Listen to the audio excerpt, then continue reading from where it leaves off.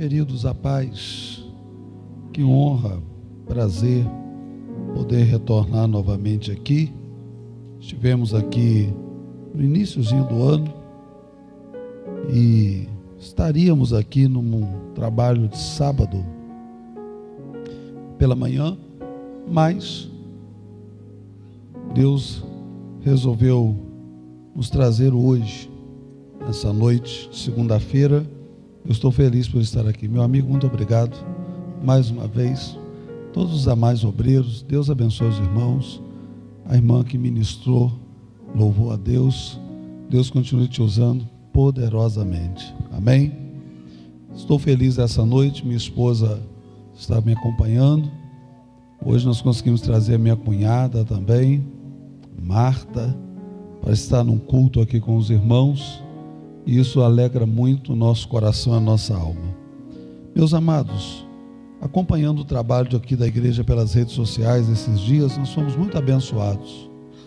Eu ouvi uma mensagem muito poderosa aqui, através da vida do pastor Cláudio Gama, pastor Clésio Araújo também, muito usado nas mãos de Deus, de forma que o Senhor tem abençoado muito essa igreja.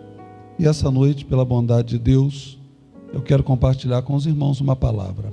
Abra sua Bíblia, me acompanhe numa leitura, segundo livro do profeta Samuel, capítulo 21. Segundo livro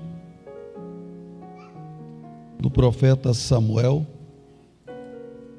capítulo de número 21. Eu vou ler a partir do versículo de número 10 para a nossa meditação.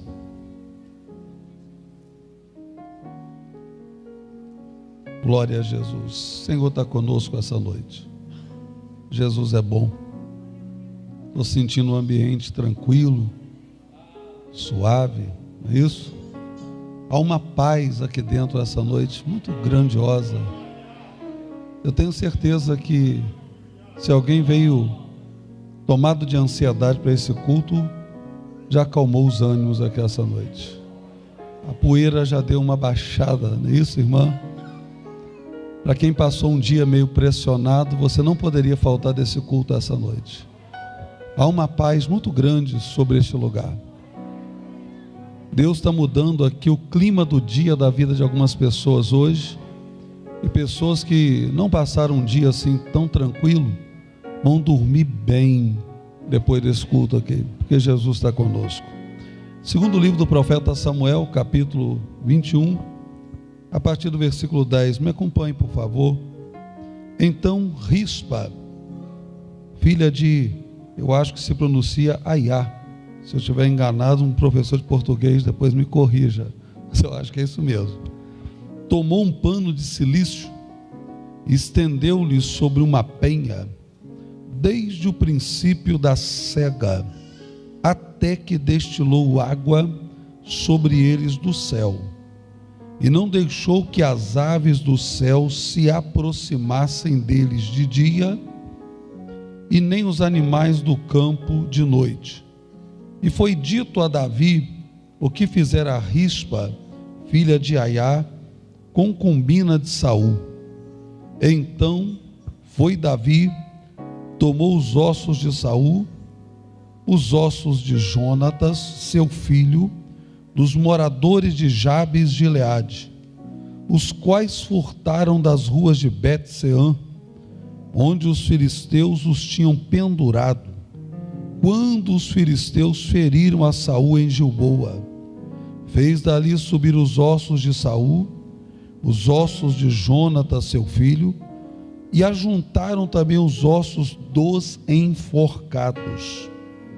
Enterraram os ossos de Saul, de Jonatas, seu filho, na terra de Benjamim, em Zelá, na sepultura de Quis, seu pai, e fizeram tudo o que o rei ordenara, e depois disso Deus se aplacou com a terra. Amém? Obrigado, irmãos. Podeis assentar. Se acomodem. para meditarmos na palavra do Senhor. Meus queridos, capítulo 21, segundo livro de Samuel, ele traz aqui uma narrativa envolvendo uma situação bem interessante na época do reinado de Davi. Essa situação aqui, ela se inicia com uma fome que do nada assolou a terra de Israel no tempo do reinado de Davi. O interessante é que Davi, no primeiro ano da fome, ele achou até que era algo normal, coisa natural, vai passar rápido, vai mudar a situação, essa fase de fome vai virar rápido. Mas para surpresa de Davi, entrou no segundo ano e não teve mudança nenhuma, irmãos. A fome continuou. No segundo ano, Davi ainda um pouco meio preocupado, mas ainda levou ao crédito das causas naturais. O segundo ano entrou de fome, mas nós vamos ter vitória. Deus vai virar a situação, não vai continuar do jeito que está. Só que aí no terceiro ano consecutivo não teve mudanças. Davi já se preocupou com a situação. Davi entendeu o seguinte: no terceiro ano consecutivo, isso não é causa natural, tem alguma coisa por detrás desta situação. E quando um crente ele começa a perceber que uma luta perdurando há muito tempo, e ele começa a entender que por detrás de alguma situação existem coisas além das causas naturais, para lidar com coisas sobrenaturais, só o altar da oração, só o altar do clamor. Causas naturais se resolvem com mecanismos naturais. Causas sobrenaturais, é necessário ferramentas sobrenaturais para lidar com a situação. Eu não quero nesta noite, amados, espiritualizar tudo de maneira fanática aqui em cima desse altar e dizer que todas as lutas da sua vida são de cunho sobrenatural, espiritual, que todas as doenças que atingem a sua família têm causas espirituais por detrás da situação. Eu não vou dizer que todas as crises que assolam a sua vida, elas são oriundas de causas espirituais, mas existem situações que estão além das causas naturais na nossa trajetória. Existem problemas, irmãos, que não são a fase adolescente do seu filho. Existem coisas que não é simplesmente a TPM da sua esposa. Existe situação que não é só simplesmente a perseguição do colega de trabalho. Existe situação que não é somente o comportamento vingativo e covarde do seu vizinho. Existem coisas que causas espirituais estão movendo no meio da situação. Não querendo espiritualizar tudo, mas não querendo também tirar tudo de cima do caos espiritual. É necessário que haja um discernimento de Deus, quando a gente é despertado a observar com um olhar mais crítico alguma coisa que não está, aleluia, dentro daquilo que nós planejamos. Nessa noite eu tenho um conselho maravilhoso de Deus. Já experimentou orar um pouquinho sobre aquilo que está te preocupando?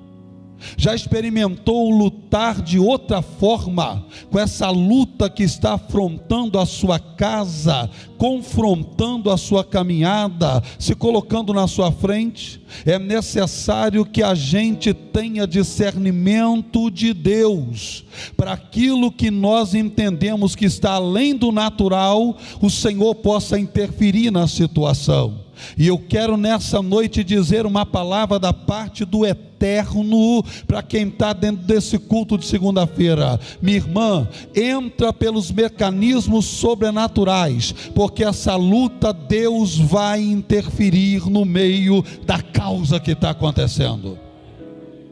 Davi percebe que não é causa natural. 3 anos de fome, Permitam-me dizer aqui, irmãos, que eu não sei se eu esperaria 3 anos para consultar o Senhor. 3 anos eu acho tempo até demais para consultar a Deus numa calamidade como essa. Mas Davi só consultou a Deus no 3º ano.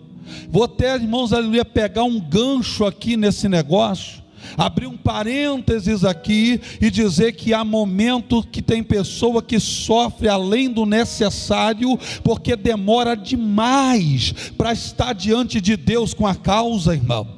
Tem gente que deixa a oração para a última instância, tem gente que deixa a oração para o final do processo, para o último momento. Eu me lembro até de um testemunho engraçado de uma senhora que estava dentro de um cruzeiro marítimo, e aquele barco foi atingido por uma tempestade em alto mar, e por coincidência o capitão do navio era um servo de Deus, e antes dele tomar qualquer precaução e tomar qualquer iniciativa, ele reuniu aqueles que estavam sob o seu comando e disse: vamos fazer uma oração a Deus. Quando aquela senhora escutou o capitão dizendo que ia fazer uma oração, ela disse: por que vocês estão orando? Já se acabaram todos os mecanismos, já não tem mais recurso. Isso é sinal, irmãos, e o triste defeito de crente que só deixa para orar em último momento, só deixa para orar depois da última instância. Meu irmão,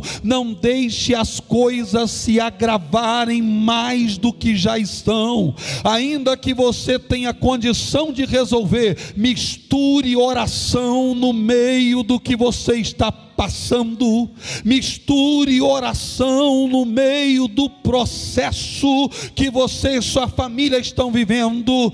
Deus ainda responde, gente. A oração ainda resolve, oração ainda tem poder para interferir em causas gravíssimas no meio da nossa vida. Só quem acredita no poder da oração e na resposta do eterno, levante a tua mão para adorar. Ainda que você esteja tomando providência, misture oração no meio do que está acontecendo. Aleluia. Davi vai consultar a Deus, e quando Davi vai consultar o Senhor, Deus vem com uma conversa para Davi, irmão, difícil de entender. Sabe o que Deus diz? A fome está assolando a terra por causa de Saul. Saul já havia morrido, Saul já tinha partido há muito tempo. E Davi disse: o que aconteceu? Saul quebrou uma aliança que foi feita na minha presença. Eu vou repetir para os irmãos de Bom Jesus: Saul quebrou uma aliança que foi feita na minha presença. Que aliança é essa, pastor? Capítulo 9 do livro de Josué.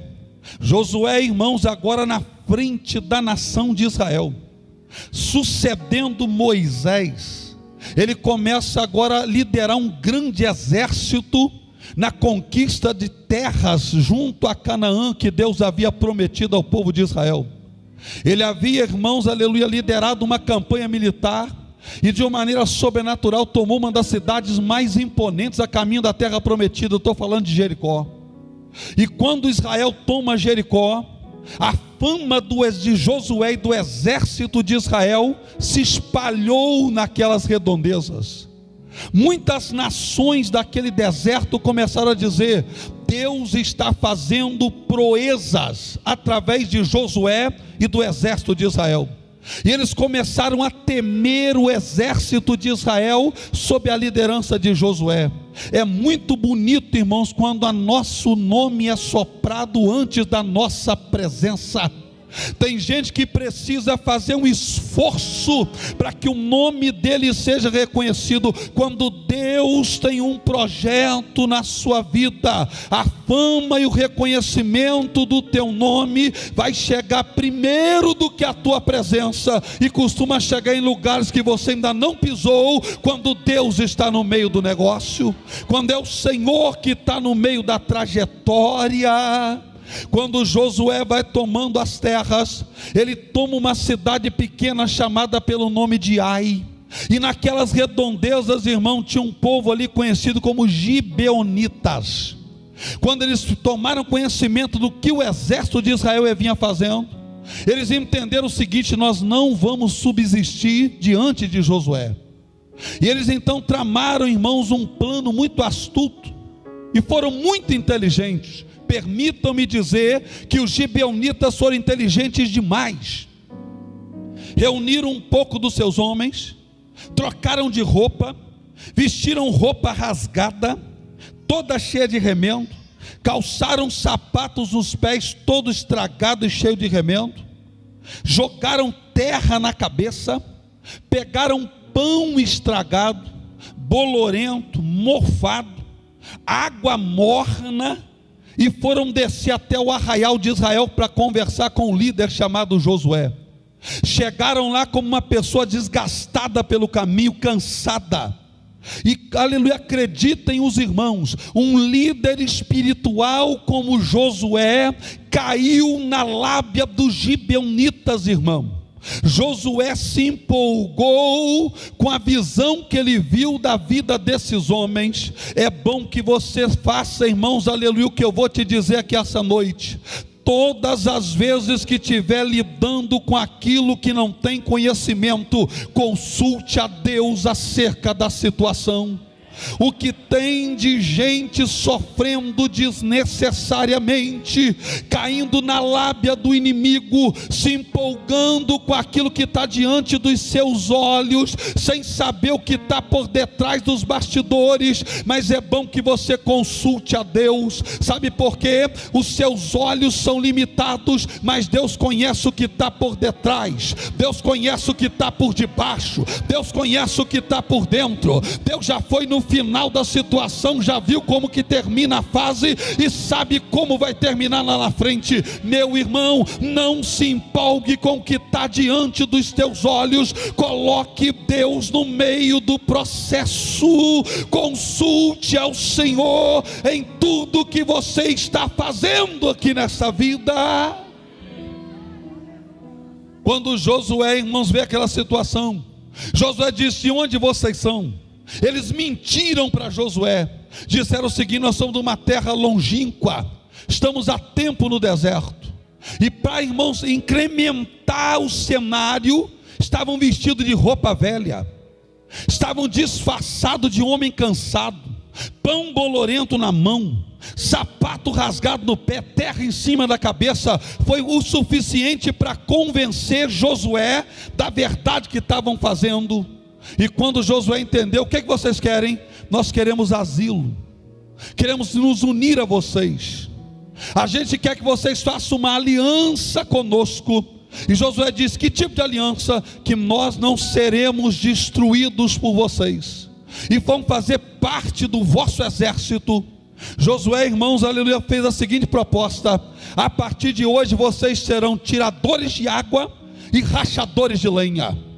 Irmão, olha quem Josué colocou para tratar de dois assuntos muito importantes do arraial de Israel. Quem tira água é aquilo que o povo bebe no meio do caminho, e a lenha é o instrumento que eles usam para aquecer a comida, cozinhar a comida. Josué colocou na mão dos gibeonitas o preparo do alimento e a água que iam tomar. Irmão, não é qualquer um que está apto a lidar com esses dois tipos de situação na igreja: a água que o povo bebe e o preparo do alimento que o povo vai comer aqui nessa terra. Não é qualquer um que está oremanda, surimandagai, que está apto a subir no altar para lidar com a lenha que é colocada aqui em cima. Porque se você não sabe, Deus até hoje não trabalha com uma modernidade. O altar da igreja ainda mexe com lenha, o altar da igreja ainda mexe com água, e não é qualquer um que pode ser tirador de água e rachador de lenha, não. Cuidado com quem você coloca no altar para lidar com esses dois aspectos na igreja. Deus não precisa de gente lá de fora para rachar lenha aqui dentro e nem para tirar água. Deus levanta a gente daqui de dentro para isso, porque a igreja precisa de coisa sadia. Quantos aqui acreditam que Deus levanta rachador de lenha aqui essa noite? Quantos acreditam que Deus levanta atiradores de água aqui dentro? Esse altar aqui é um altar sério, aqui é um culto sério. Deus está presente no meio da situação. Gibeonita não vai vir lá de fora rachar lenha para nós e nem tirar água, porque Deus já tem isso aqui dentro. Oremando ikine rei lamandarabia xeramandagasse necanderrécia. Josué, irmão, sou enganado, Fábio. E ele disse assim: vocês serão tiradores de água e rachador de lenha, e nós vamos destruir vocês. E fez aliança diante do Senhor, e Deus aprovou a aliança. 400 anos depois, eu vou repetir para vocês aqui para não esquecer, 400 anos depois, gente, passou gerações, Josué morreu, os gibeonitas que mentiram se foram, a herdade ficou, passou muita gente, morreu gente que não é brincadeira. Entra o tempo dos estadistas, Saul sobe no trono, e no zelo por Israel e Judá, sabe o que Saul diz? Eu vou tirar todos os gibeonitas do território de Israel. Só que o nosso Deus é um Deus de pactos, e é um Deus de alianças. Oh Jesus, o Deus que você adora aqui essa noite é um Deus que não se esquece dos seus compromissos. Deus não precisa de agenda para ser lembrado do que Ele falou. Deus não precisa de documento para ser cobrado acerca do que Ele prometeu.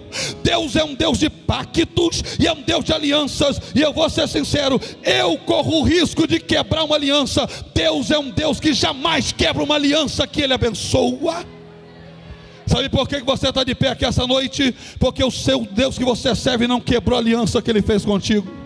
Há quantos anos você está na trajetória da caminhada cristã? A aliança que Deus fechou com você está de pé até hoje. Deus é o Deus das alianças inquebráveis aqui essa noite. Só quem acredita que Deus não volta atrás do que fala e nem quebra aliança, levante a sua mão para adorar só pelas alianças que Deus tem com você. Deus é um Deus de pactos e é um Deus de alianças. Saul extermina a maioria dos gibeonitas. Só que sobrou um resto dos gibeonitas. Você sabe o que significa a palavra resto? O pouquinho que sobrou. Só que quando Deus tem uma aliança, pode ter sobrado o resto, que a aliança está de pé. Eu não sei o que mudou na sua vida, irmã. A aliança que Deus fez está de pé. Eu não sei se você perdeu alguém amado da sua família, a aliança que Deus fez com você está de pé. Eu não sei se você mora na mesma casa até hoje, mas a aliança que Deus fez com a tua família está de pé. Eu não sei se você ainda ganha o mesmo salário até hoje, a aliança que Deus fez está de pé. Olha para cá, olha para cá. Eu não sei se a tua saúde é a mesma, ou se hoje você gasta rio de dinheiro para tratamento médico, mas uma coisa eu tenho certeza, a aliança que Deus fez com você lá atrás ainda está de pé. Saul falou: vou matar todo mundo. Deus preservou um resto por causa da sua aliança. Deus está te preservando, irmã, porque tem uma aliança com você. Deus está te preservando porque tem uma aliança com a sua família. Levanta assim a sua mão por gentileza. Deus vai trazer de volta quem saiu da trajetória por causa da aliança que Ele vai honrar com a sua avó que já morreu, com seu avô que já partiu, com seu pai que não está mais aqui, mas as orações dele chegaram lá, e a aliança é inquebrável. A aliança que Deus faz é inquebrável.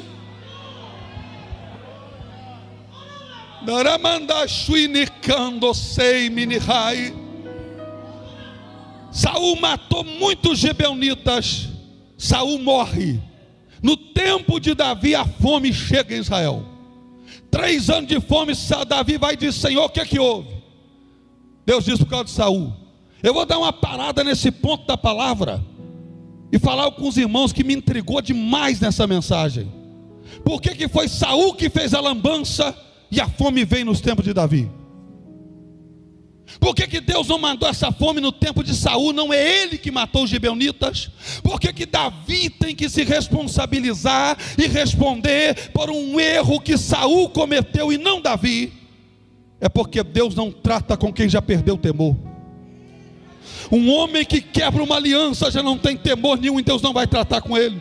Sabe por que Deus tratou com Davi? Não é porque Davi é ruim, não é porque Davi é o para-raio, não é porque Davi tinha que pagar pelo erro de Saul, não. É porque Davi ainda tinha temor e comunhão com Deus. Quando alguém perde o temor, Deus não trata mais com ele. Olha para cá, minha irmã, se Deus está tratando com você, sinta-se privilegiado aqui dentro dessa casa nessa noite. Sabe qual é o motivo da sua preocupação? O dia que Deus parar de tratar com a tua vida, porque Deus só trata com quem ama, Deus só trata com quem tem comunhão, Deus só trata com quem tem aliança, e Deus só trata com quem tem contato. Ainda que o tratamento de Deus seja duro, adore a Ele, porque Ele ainda te ama aqui neste lugar. Se não te amasse, não te tocava como está te tocando. Só quem pode levantar a mão para o céu e adorar a Deus e dizer: Senhor, eu estou entendendo por que estou passando por isso, eu te amo até pelo tratamento que o Senhor tem comigo. Deus não trata com quem não ama mais. Deus não trata com quem perdeu o temor. Eu acho que Deus olhou e disse: eu não vou tratar com Saul, porque não adianta tratar com ele, mas com você adianta, Davi. Está vendo essa pessoa do seu lado? Vira para ele e diga: irmã, o que está acontecendo na sua vida é o amor de Deus. O que você está passando é fruto do amor que Deus tem por você. Sabe por que você está chorando assim? Porque se Deus não te amasse, não estaria tocando na tua vida como está. Esse amor de Deus. Só quem está entendendo a minha linha de raciocínio e com a partir do meu pensamento tem pelo menos 10 segundos para se quebrantar diante do Senhor, porque essa é a resposta que tu veio buscar nesse culto. É o amor de Deus por você nesta noite. Estou sentindo a presença do Eterno. Estou sentindo a glória de Deus aqui em cima desse altar. Quando matou, aleluia, Saul matou os gibeonitas, Davi disse: eu vou oferecer um sacrifício, eu vou pedir perdão. Deus disse: não, vai conversar com os gibeonitas. Saul errou, foi com eles. Quando Davi chega lá e diz: gente, Saul errou com vocês, o que eu posso fazer para vocês abençoar a herança do Senhor? Sabe o que o gibeonita disse? Nós não queremos pagamento em ouro e nem em prata. Nós queremos 7 homens da família de Saul, entrega para nós. Nós vamos enforcar esses homens, vamos em Gibeã, escolher a cidade, Gibeã. Por que Gibeã, pastor? Terra de Saul. E sabe o que me deixa mais, aleluia, intrigado com essa palavra? É o jeito que eles trataram Saul, mesmo depois de Saul matá-los. A cidade de Gibeã, o eleito do Senhor. Você sabia, irmão, que tem gente na igreja que não respeita o que Deus faz, e tem gente lá de fora que respeita as alianças que Deus tem aqui dentro? Saul matou os gibeonitas, não respeitou a aliança que Josué fez. Sabe que os gibeonitas chamou Saul de o eleito do Senhor? Vão matar em Gibeã. Davi disse: eu vou entregar. Só que Davi ficou no aperto, irmão. Sabe quem da família de Saul estava mais perto de Davi? Mefibosete. Mefibosete, filho de Jonatas. Saul não respeitava a aliança, mas Davi respeitava. Sabe por que você está sofrendo, irmã? Porque você ainda respeita a aliança. Sabe por que você está sentindo essa pressão emocional na tua vida? Porque você não consegue lutar com ele do mesmo jeito, porque ele não tem aliança, mas você tem. Sabe por que você não responde à altura a pessoa que está te afrontando? Porque ele não tem temor, mas você tem. Sabe por que você não consegue confrontar ele à altura e está sendo humilhado naquele lugar? É porque ele pode falar o que ele quer, mas você não pode, porque ele não tem aliança, mas você tem aliança. Ele não respeita, mas você tem que respeitar a aliança. Levante a sua mão, por favor. Há um consolo de Deus sobre nós aqui essa noite. Deus vai consolar o coração de pessoas humilhadas aqui dentro, que estão engolindo o que pode e o que não pode, porque não tem coragem de, aleluia, de quebrar a aliança que tem com Deus. Seja cheio da presença do Eterno onde você está, seja cheio da graça de Deus. Hoje tu está sendo humilhado, mas quem respeita a aliança, Deus cuida dele. Demanda cheime quer Namandagai osomine que andaragasi kandarai. Davi falou assim, aleluia, eu respeito a aliança, eu preciso de 7 homens. E outra coisa, sabe qual é o fator agravante dessa história? É que Mefibosete ainda tinha um fator agravante, era aleijado. Precisava de 7. Mefibosete disse, não vou entregar ele, aleijado. Mefibosete tinha uma aliança, irmãos, com Deus. Davi fez uma aliança com Jonas e honrou a aliança. Vamos ser sinceros, gente, olha para mim aqui. Se eu preciso entregar 7 rapazes, eu tenho 8. Sabe qual é o primeiro da lista que eu vou entregar? O aleijado. Já está meio, aleluia, aleijado mesmo, tetraplégico, paraplégico. Então para ele não faz diferença. Só que você pode estar até passando o sufoco. Alguém pode considerar você o primeiro da lista, mas se você tem uma aliança com Deus, Deus vai te preservar. Se existe uma aliança no meio do negócio, Deus vai te preservar. Mefibosete, na visão humana, era o primeiro a ser entregue. Deus poupou o aleijado, porque tinha uma aliança envolvida entre Jonatas e Davi. Olha para mim, irmã, eu sei que naquele dia alguém ficou surpreso, porque o primeiro a ser demitido teria que ser você. Sabe por que tu não foi? Porque Deus tem uma aliança com você, e isso pesou na hora da decisão, rapaz.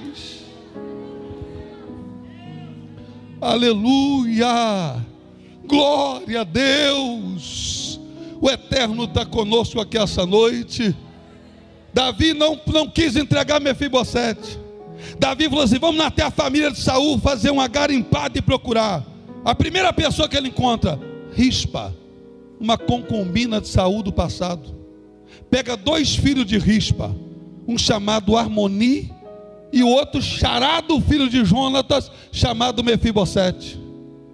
Saul disse que Davi descobriu uma irmã de Mical, filha de Davi, que tinha mais 5 filhos. Pegou 5 e entregou na mão dos gibeonitas.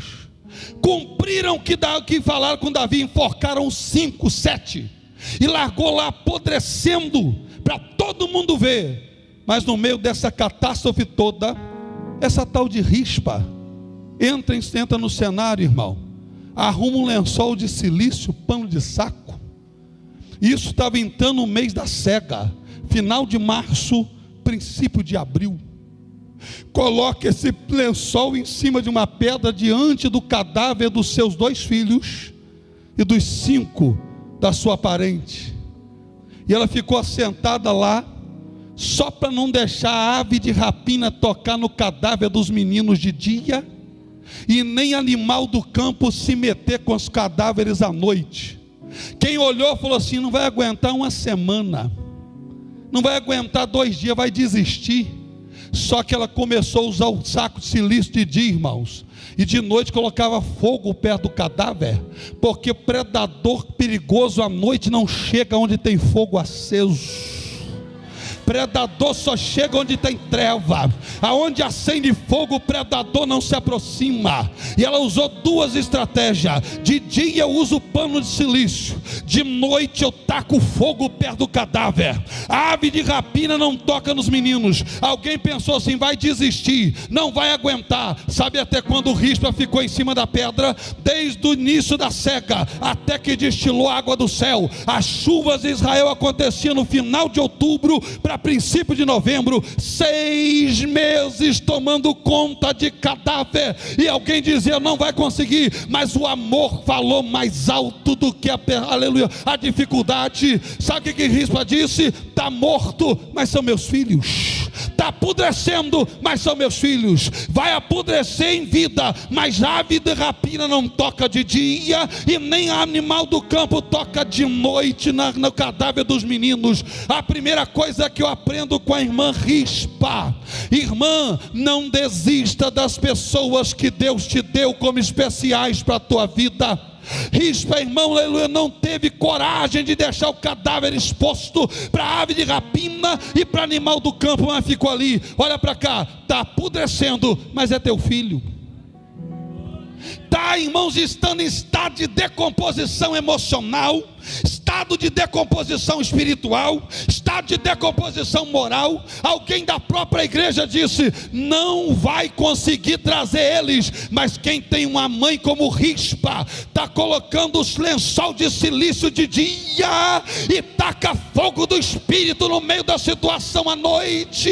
E sabe o que ela diz? Está apodrecendo, mas é meu filho. Deus vai fazer alguma coisa. Está morto, mas é meu filho. Irmã, não desista dele. Deus vai fazer alguma coisa. Está morto aos olhos de alguém, mas Deus vai fazer alguma coisa. Está podre socialmente, mas Deus vai fazer alguma coisa. Quantos acreditam que Deus vai fazer alguma coisa? Levante a sua mão assim bem alto. Deus vai fazer alguma coisa na sua família.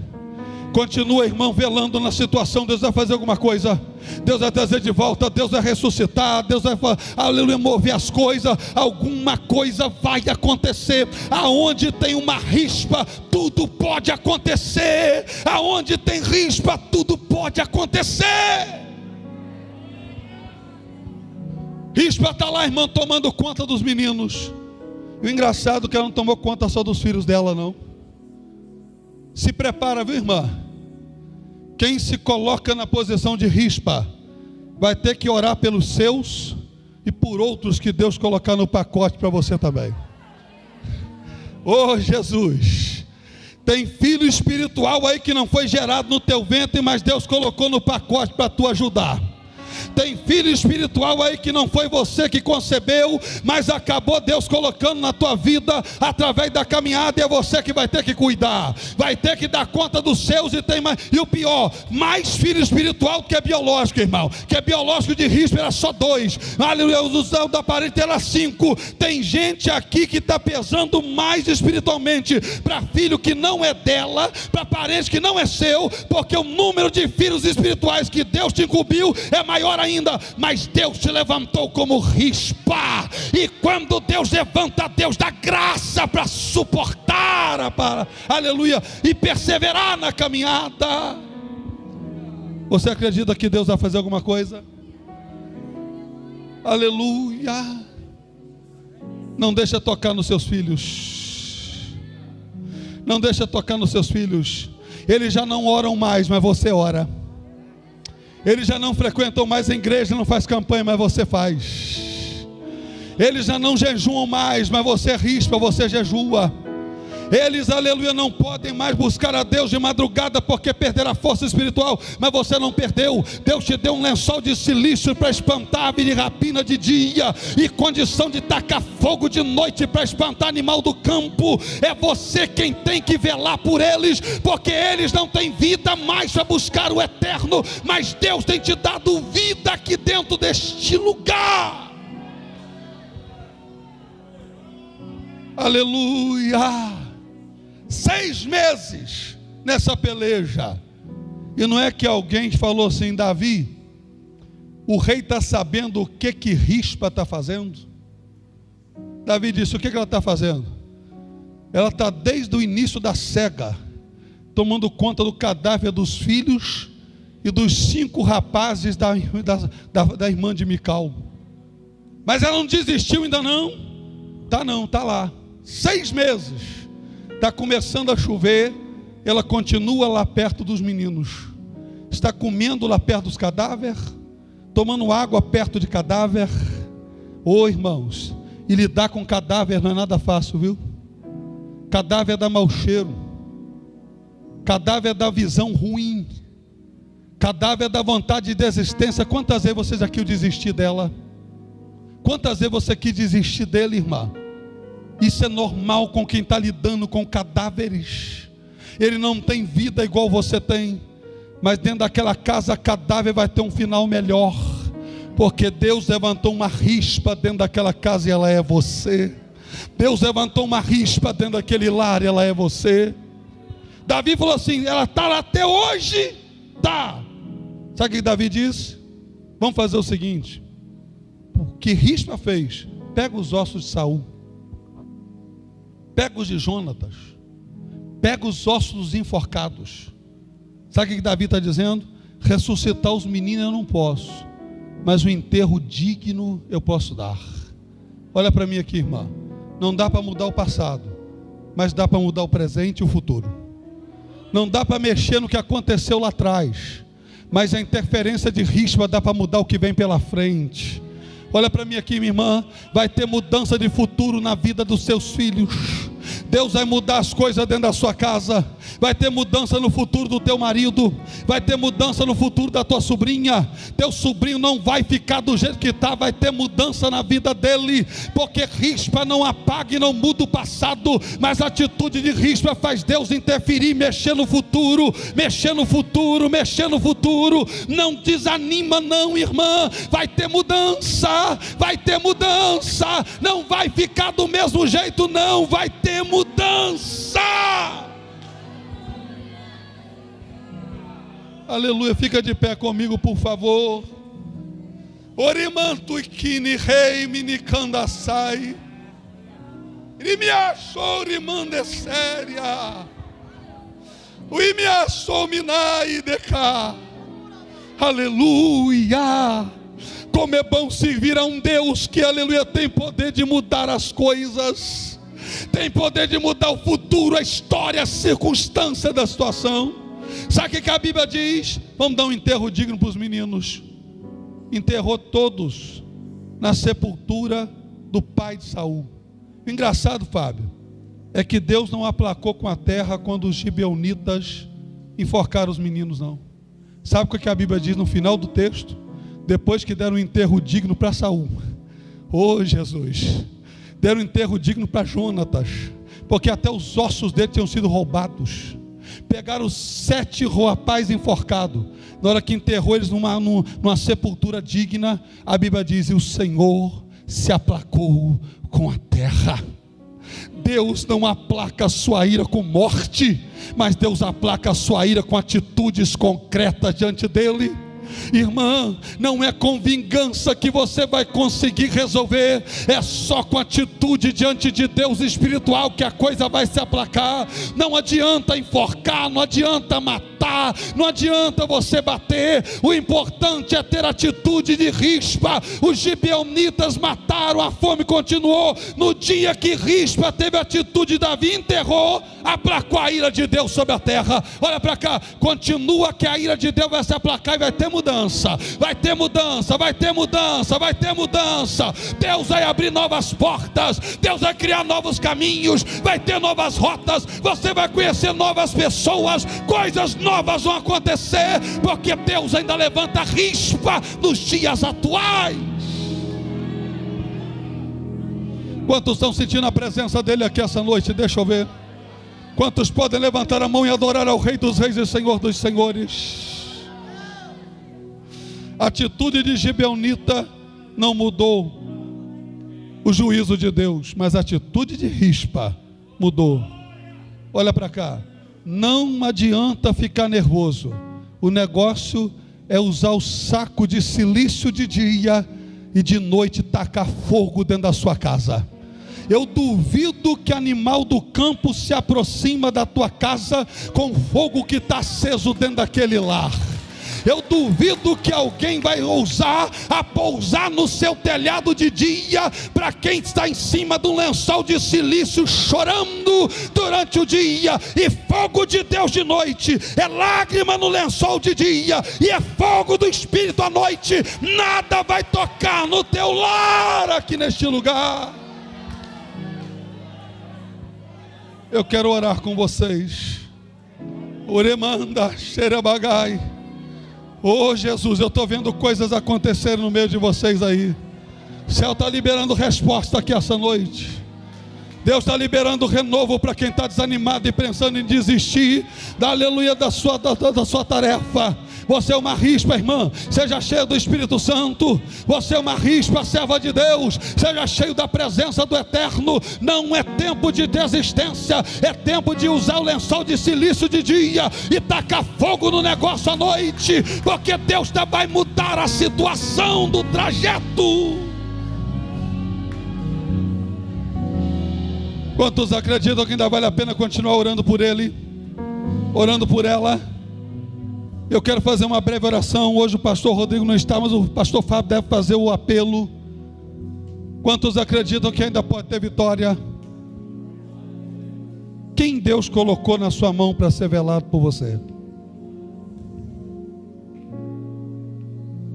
Está no seu coração aí essa noite? Seu sobrinho? Seu primo? Tem alguém amado da sua família que está apodrecendo em vida e precisa de uma rispa para ajudar? Ô meu irmão, o rei se compadece com atitude de rispa. Eu quero apresentar a Deus a pessoa que Deus colocou no teu coração essa noite. Mesmo que você esteja desanimado com ela, pastor, só toma atitude errada, só faz escolha sem noção, só toma caminho que não presta. Ô irmã, rispa foi feito para lidar com esse tipo de gente. Sinto muito em te informar. Deus não levanta a rispa para ficar sentado no sofá assistindo filme ou série de Netflix, não. Rispa foi levantada para chorar de dia e colocar fogo dentro do seu lar durante a noite. É para isso que Deus levanta a rispa. E eu acredito na vitória dessa pessoa que você está chorando por ela aqui essa noite. Levanta o nome dessa pessoa comigo no altar da oração. Querido Jesus, amado Pai, eu quero neste momento, Senhor, apresentar a tua oração da tua filha, do teu servo. Jesus, eu não sei o nome de quem ela está expressando na tua presença, que precisa de uma intervenção do Rei nesta noite. Mas eu quero pedir ao doce Espírito Santo que, aleluia, promove paz dentro dessa casa. Comece a trabalhar no meio do plenário dessa igreja. Aonde tem alguém como rispa, sendo sincero e apresentando o nome de alguém amado na tua presença, eu vou parar de orar, Espírito Santo, porque eu sei que o Senhor está na casa. E eu vou parar de orar porque agora é um momento só teu, Espírito de Deus. Colhe as lágrimas, colhe a súplica, colhe as orações, colhe a palavra. Depois eu volto a falar em oração de novo. Quem pode sentir a presença dele nesse momento único desse culto, adore a ele, depois eu vou continuar.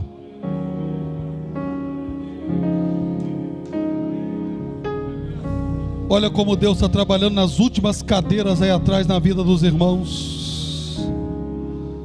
Olha como o Espírito Santo está pegando na mão de pessoas que estão com ela erguida para o santuário, sustentando aqui essa noite. A Bíblia diz, irmão, que rispa ficou até a chuva destilar do céu. No dia que destilar a chuva do céu, vai ter mudança. Vai destilar a chuva do céu sobre a tua vida. O que vem para você vem do céu aqui essa noite. Olha para mim aqui em nome de Jesus. Eu queria saber se tem alguém aqui essa noite que ouviu essa simples mensagem, que está parado na caminhada cristã.